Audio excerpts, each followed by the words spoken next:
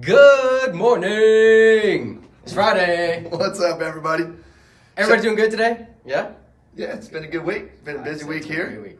We've been talking about stress and adrenal glands and how much that affects so much in our body. So hopefully somebody, there's a lot of stressful weeks, but hopefully somebody did something to decrease their stress and take a chance to breathe, take a minute to stretch, maybe some yoga, some Pilates, some just some breathing, some sleep, some naps, something. I mean, anything to manage your stress, rather than just sitting there and thinking about how much you have to do and how much you're stressed though. Yep. And so we're going to answer some questions today. We also want to touch a little bit on, stress, adrenal glands, and hormones, blood sugar control. Yeah. Because, it's big when it comes to different hormones. So, especially with women, and we've talked about this a lot. Women, the stress just affects you differently. And one of the main reasons is because of your hormones. Yeah.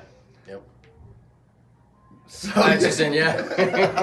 So the hormones, so girls, gals, women, your stress hormones, cortisol, DHEA, they use the same pathways as your sex hormones. Us guys, we've got separate pathways. And so we get stressed out, we'll still jump in bed and want to get it done because it's not going to mess with our hormones, right? Right. Women, it can deplete your hormones, it can bully your hormones, it can really cause a lot of issues.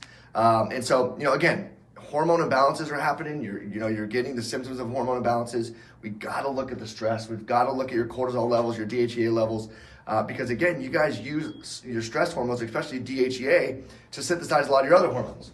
And so if you're all stressed out and cortisol is really high, therefore it's depleting how much DHEA you're secreting into your system, you're not going to have that hormone to make the other hormones, being estrogen, progesterone, estrogens, and your progesterone and testosterone and so on. So again, we got to look at your hormone, your stress levels. So again, getting tested is so important because you go get your hormones tested, and they test for maybe estradiol, they test for, they don't test your adrenal glands, they just don't test you properly, and they definitely don't test you thoroughly.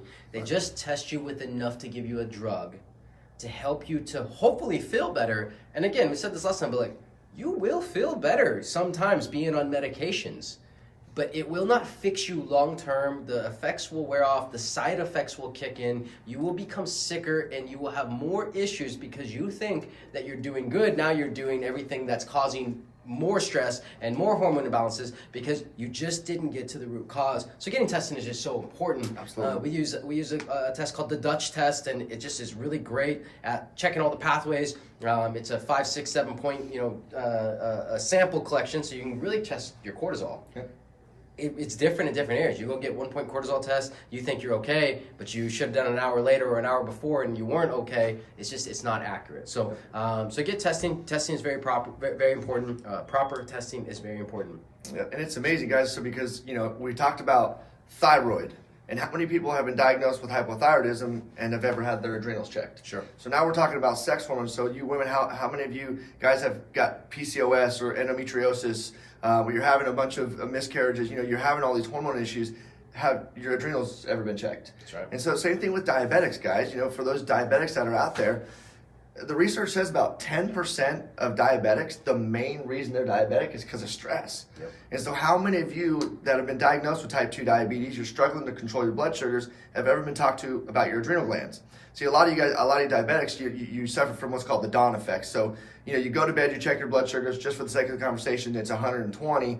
And then in the morning you wake up and it's 200 and you're like, what in the world happened? I didn't eat anything all night. How did my blood sugars jump up? And so again, the adrenal glands do so much for us, including help us maintain blood sugar levels throughout the evening hours or throughout the night hours when you're fasting. So, you go to bed after not eating after 4 or 5 hours, your sugar's going to start to drop because you haven't put anything in your system. But again, your body needs that glucose for brain function and for other things throughout the night. So your adrenal glands are constantly monitoring that.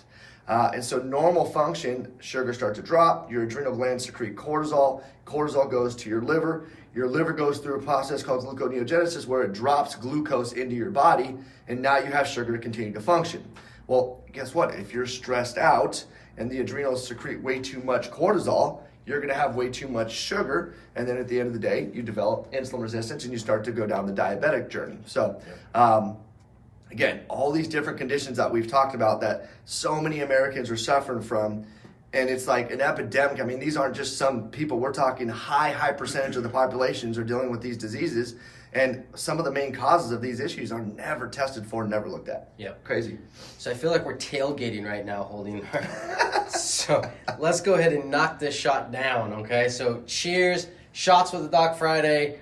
This is a stress adaptogenic herb. Boom. We're going to talk about that in a minute.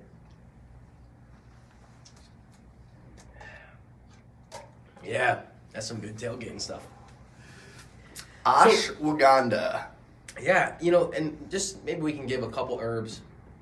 Shots with Doc Friday, like what can we do for stress? We've talked about California poppy before. Had somebody come in just today and like, man, that poppy really works. I take it 2 to 3 times a day, and I'm just calm. I'm cool, collective. Like I can handle my stressful situation and stuff. We love California poppy. Stress and anxiety, I think it is a great herb to take. Yep. Why is ashwagandha such a good herb to take for that? Yeah, so again, it's an adaptogenic herb, meaning it wants to normalize function, wants to create homeostasis, balance back in our system. And so, you know, when you're getting tested properly, again, if you're not getting tested properly, you have no idea what your circadian rhythm looks like. And so on our testing, you'll do samples throughout the evening, in the morning, and first, you know, throughout the night and in the morning. You'll do samples throughout the day because we want to know what your cortisol levels are, not just in the moment your blood was drawn, but throughout a day, right? And so a lot of times those numbers, they get flipped. They get, you know, you're having spikes at certain times of the day, and it can be from, you know, anything from like your husband gets home every evening at the same time, so that's when you get a spike in your cortisol. You know, your job during a certain time of the day, you've got meetings where it's more stressful. You're working nights, right? And so your circadian rhythm gets all thrown off. But again, we love ashwagandha to really just start to normalize that circadian rhythm. And so, you know, yes, if you're getting spikes during certain times of the day, we want to use some more calming herbs to, you know, to suppress those spikes. But you combine that with an adaptogenic herb, and it just wants to just normalize that rhythm. So sure. Yeah, great stuff. Alcidonia, you can look that up. Kava, really great for stress. I mean, there's a handful of others, but those are some of our favorite go-tos. Yep. And then just before we kind of hit off for the day, just a short little video for you guys today. But there was a question that was asked that we just wanted to address, and somebody said, and it was Miss Frankie. She says, you know, I've struggled with hair loss, but not just hair loss, but like hair loss in one spot, and also starting to lose hair, like it's not growing on my legs and arms in different places. What could that be from? Yeah, and there's so many different causes of hair loss. You know, with that type of presentation, the stress first can play roles in it. Yeah, I was gonna say that's the first thing I think of is stress, right? Also, there's different gut infections that, but yeah, so stress is where I would go with that. I would re-answer that because you had a question or a call come in, and so it. Oh. We got disconnected. Yeah, so with the hair loss, well, Frankie, you know, we definitely want to think more stress for that. You know, it could be liver issues, could be yeast overgrowth, different things going on in the gut, autoimmune components, things like that. So, you know, I mean, if someone's really concerned about that, something we want to definitely look at adrenal gland function, you know, run a stool test, see what's going on in the stool, and, you know, try to find out what's going on.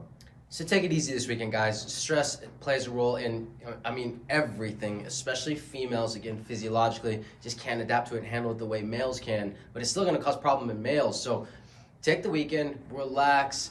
You can't deal with everything on Saturday and Sunday, so just relax. It's okay if the house is a little bit messy for now. Your husband will clean it up later. Yeah, he probably won't. But you can clean it up later too. So rest, you know, people say, well, I can't get a massage. But you don't have to get a massage. That's not the only thing that will decrease stress. Make sure you're hydrated. Make sure you're eating well. Go get some vitamin G. Some vitamin G. Vitamin G is one of the best vitamins that you could get. And rather than telling you again what that is, I will say what it is on Monday. Boom. Vitamin G, give you a reason to tune in on Monday. But if you know what it is, you can post it. Yeah, throw it in the comments. Throw it in there. Throw it in the comments. Make sure that you ask questions throughout the week. We're going to open it up today all the way through Wednesday so that we can make sure that we get your questions answered on Fridays, what you're looking for, what you want to know. We want to give you guys what you want to know so that we can bring as much value to as possible. So enjoy the weekend. Relax. Share this. Like this. Make sure you comment. Ask your questions. Have a good weekend.